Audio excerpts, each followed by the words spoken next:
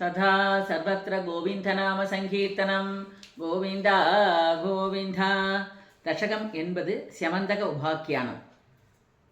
സത്രാജിത സത്രാജിത സ്ത്വമതലുപ്ത സ്തവതലുപ്ത വധർക്കലപ്തം വധർക്കലപ്തം ദിവ്യം ദിവ്യം സ്യമന്തകമണിം സ്യമന്തകമണിം ഭഗവന്നയാചീഃ ഭഗവന്നയാചീഃ തത്കാരണം തത്കാരണം ബഹുവിധം ബഹുവിധം മമ പാതിനൂനം മമ പാതിനൂനം തസ്യാത്മജാം തസ്യാത്മജാം ത്വയിരതാം ത്വയിരതാം ചലതോ വിവോഢം ചലതോ വിവോഢം.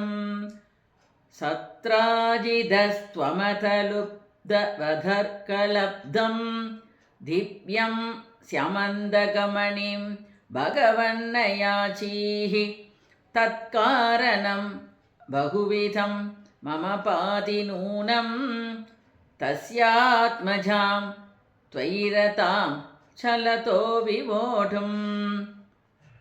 അദത്തം തം ദുഭ്യം അദത്തം തം ദുഭ്യം മണിവരമനേ മണിവരമനേ നാൽപമനസാ നാൽപമനസാ പ്രസേനസ്തത്പ്രാതാ പ്രസേനസ്തത്പ്രാതാ കലഭുവിവഹൻ കലഭുവിവഹൻ പ്രാപമൃഗയാം പ്രാപമൃഗയാം. അഹന്നേനം സിംഹോ അഹന്നേനം സിംഹോ മണിമഹസി മാം മണിമഹസി മാം സപ്രമവശാത് സപ്രമവശാത് കപീന്ദ്രസ്തം ഹത്വാ കപീന്ദ്രസ്തം ഹത്വാ മണിമപി ച മണിമപി ച ബാലായ തദിവാൻ ബാലായ തദിവാൻ. അദത്തം തം ദുഭ്യം മണിവരമനേ നാൽപമനസാ പ്രസേനസ്തത്പ്രാതാ കലഭുവിവഹൻ പ്രാപമൃഗയാം. അഹന്നേനം സിംഹോ മണിമഹസി മാം സപ്രമവശാത് കപീന്ദ്രസ്തം ഹത്വാ മണിമപി ച ബാലായ ദദിവാൻ. സശംശു സശംശു സത്രാജിത് സത്രാജിത് കിരമണു കിരമണു ജനാസ്ത്വാം ജനാസ്ത്വാം മണിഹരം മണിഹരം ജനാനാം പീയൂഷം ജനാനാം പീയൂഷം. ഭവതി ഗുണിനാം ഭവതി ഗുണിനാം ദോഷകണികാഃ ദോഷകണികാഃ. തതഃ സർവജ്ഞോപി തതഃ സർവജ്ഞോപി സ്വജനസഹിതോ സ്വജനസഹിതോ മാർഗണപരഃ മാർഗണപരഃ പ്രസേനം പ്രസേനം തം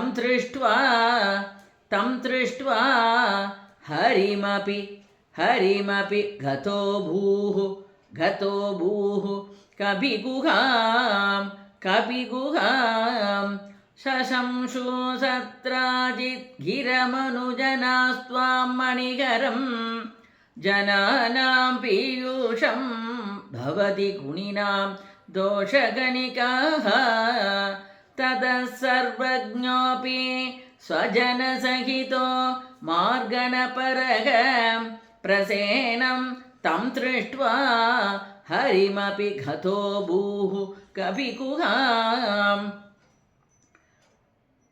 ഭവന്തം ഭവന്തം അവിതർഗയൻ അവിതർഗയൻ നദിവയാഃ നദിവയാഃ സ്വയം ജാംബവാൻ സ്വയം ജാംബവാൻ. മുകുന്ദ മുകുന്ദ ശരണം हि मां इह ख इह रोत्तुमित्यालपन् विपो रघुपते हरे जय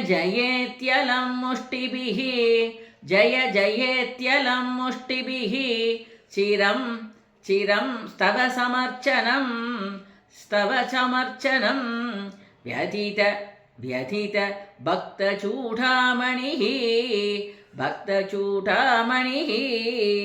भवन्तम् अविदर्गयन्न दिवयाः स्वयं जाम्पवान् मुकुन्द शरणं हि मां क इह रोत्तुमित्यालयन् विपो रघुपते हरे जय जयेत्यलं मुष्टिभिः चिरं स्तव समर्चनं व्यथित भक्तचूडामणिः भूत्वाददेन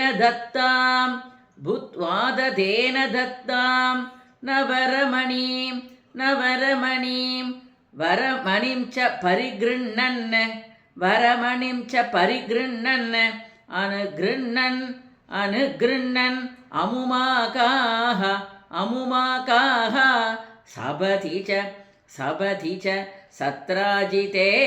सत्राजिते मणिं प्रातः बुद्ध्वादतेन दत्तां वरमणिं च परिगृह्णन् अनुगृह्णन् अमुमाकाः सपथि च सत्राजिते मणिं प्रातः तदनु सकलु व्रीला लोलो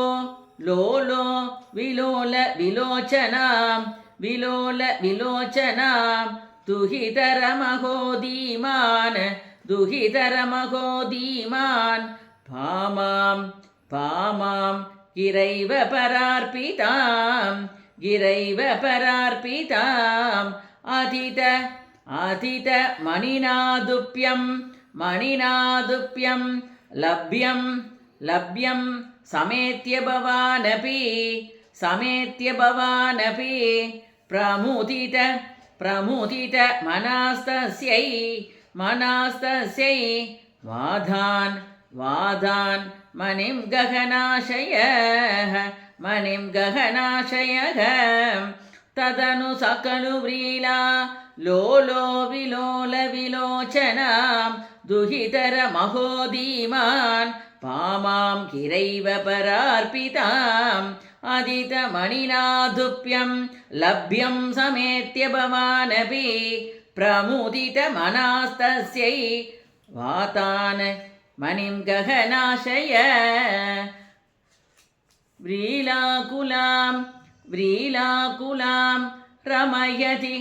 रमयति त्वयि सत्यभामां कौन्तेयदाह कथयात गुरून् प्रयाते हि गान्तिनेय कृतवर्म गिराणिपात्य सत्राजितं शतधनुः मणिमाजहार व्रीलाकुलां रमयति त्वयि सत्यभामां कौन्तेयदाह कथयाथ गुरून् प्रयाते हि गान्तिनेय कृतवर्म गिराणिपात्य सत्राजितं शततनुर्मणिमाजहार शोकात् गुरूनुपगताम् अवलोक्य कान्तां हत्वा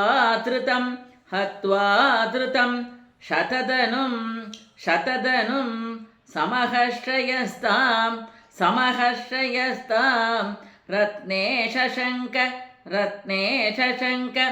इव मैथिलके एकमध्ये रामो गतां समसिशिक्षित दार्धराष्ट्रं सोगात् गुरूनुपकताम् अवलोक्य कान्तां हत्वा धृतं शततनुं समहर्षयस्तां रत्ने शशङ्क इव मयि तिलकेहमेत्य रामो गतां समसिशिक्षितदार्धराष्ट्रम् अक्रूर एष भगवन् भवदिच्छयैव सत्राजित कुचरितस्य युयोज हिंसाम् अक्रूरतो मणिमना हृतवान् पुनस्त्वं तस्यैव भूतिमुपतात् इमिति ब्रुवन्ति अक्रूर एष भगवन् भवदिच्छयैव सत्राजितकुचरितस्य युयोज हिंसाम् अक्रूरतो मणिमना हृतवान् पुनस्त्वं तस्यैव भूतिमुपतात् इति ब्रुवन्ति भक्तस्त्वयि स्थिरतरः सहिगान्तिनेयः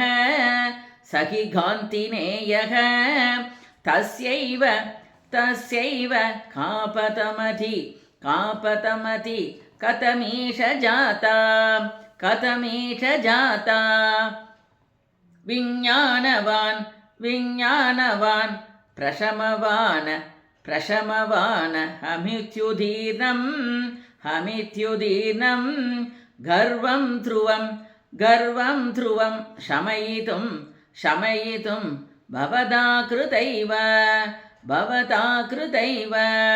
भक्तस्त्वये स्थिरतरः सहिगान्तिनेयः तस्यैव कापतमति कथमीश जाता विज्ञानवान् प्रशमवान् हमित्युदीर्णं गर्वं ध्रुवं शमयितुं भवता कृतैव यातं भयेन कृतवर्म युतं पुनस्तं आहूय तद्विनिहितं चमनिं प्रकाश्य तत्रैव सुव्रततरे विनिताय तुष्यन् भामाकुचान्द रशयः पवनेशपायाः यातं भयेन कृतवर्म युतं पुनस्तम् आहूय तद्विनिहितं चमनिं प्रकाश्य तत्रैव सुव्रततरे विनिताय तुष्यन् भामाकुचान्दरशय पवनेशपायाः श्रीहरये नमः।